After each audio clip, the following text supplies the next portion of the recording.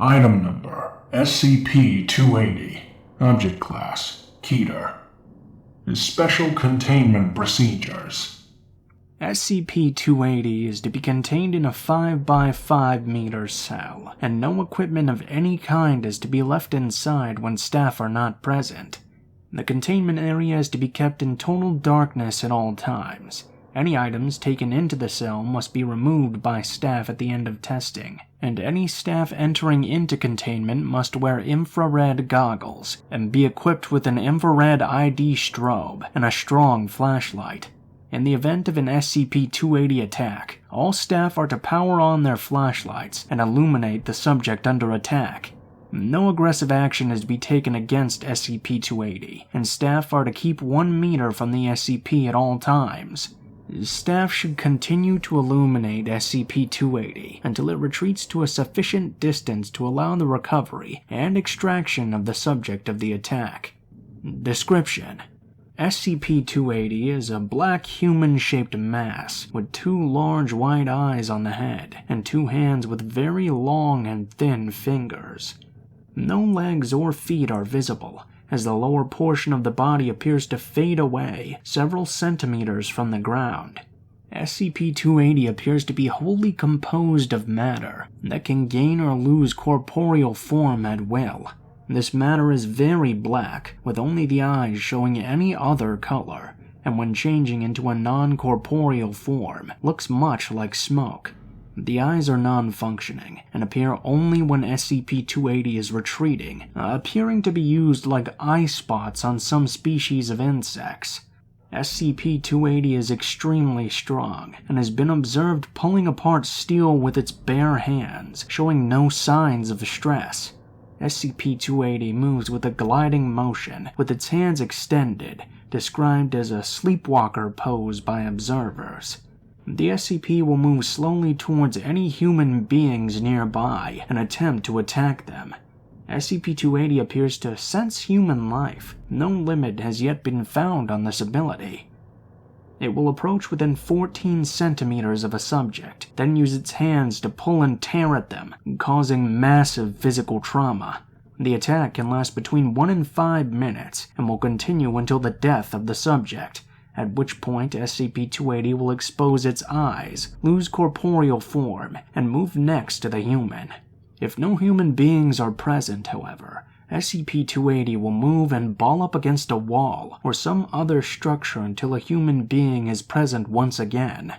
The SCP will retreat slowly from the light, exposing its eyes in the direction of the source or at any nearby humans.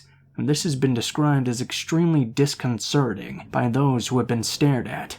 If the area that SCP-280 currently resides in becomes fully illuminated, or there's a very bright burst of light, it will fade away and reappear in another area. It appears to be done purely as a defensive response to the light, and will not be used to follow or attack prey. SCP-280 doesn't appear to eat, breathe, or sleep.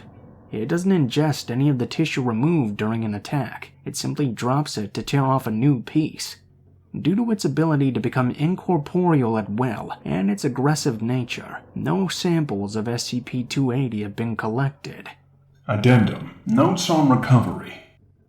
SCP-280 was recovered in Mississippi after several reports of locked room murders and child deaths. All were reported as being extremely vicious, with the victims being horribly mangled. The Foundation became involved after a family of 5 was murdered in their home. A survivor was found in the basement, 9-year-old David, who had come over to attend a sleepover. He was found in an advanced state of shock, holding a flashlight and completely unresponsive to outside stimulus. During an investigation of the basement, an officer was subsequently attacked and badly mutilated. His statement attracted the interest of Foundation agents. During the recovery, SCP-280 was temporarily lost due to its ability to teleport when exposed to high levels of light.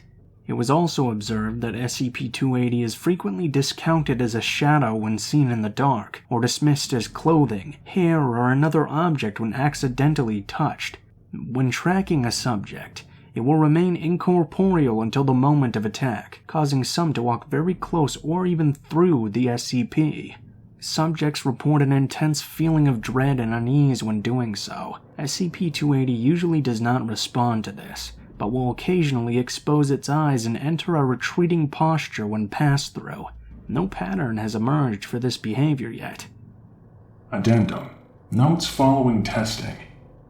During a series of extensive testing of the effects of various illumination sources on SCP-280's retreat reflex, it broke containment.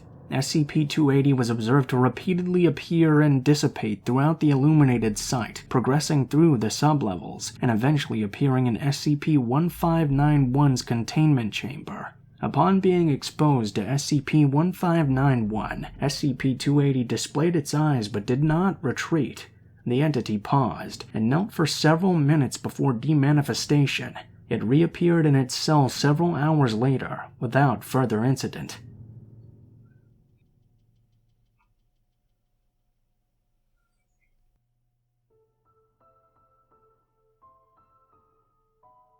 What is up, guys? Blue Spooky here, as always. Thank you guys so much for watching, especially if you made it this far to the end of the video. I'm bringing back a little bit of a golden oldie tonight. I bet most of you guys didn't know that when I first started this channel, I originally intended it to be mostly a purely SCP with some side true scary story action going on, but I haven't read an SCP in about 4 years.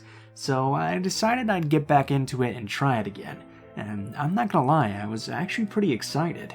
I know this is a redux of an old video, but I was just going back through my playlist and watching the old videos, and I just realized that the old ones sound really terrible, so I thought I'd try to give it a little bit more justice. And I'm not gonna lie, I'm actually pretty proud of this one, even though this video is a little short. Let me know what you guys thought of the SCP reading, and what you think of SCP in general. I'm gonna start doing these more often, probably every day in between the true scary stories, or sometimes on the same day if it's a particularly short one. I'll probably do an SCP reading, just because they're extremely fun to do, especially with all the voice effects that I get to use and stuff, and all the different sound effects I get to throw in there. So let me know if you guys want me to read a particular SCP as well. Be sure to leave your criticism in the comments below, and leave your thoughts of the SCP as well. What you think it might be, what you think the explanation might be, just any theories you might have in general. As always, if you're curious about the music used in this video, it's in the description below. If you want to send me any messages, my social media is in there as well. And also, a shout out to my friend Alan, whose social media will be in the description.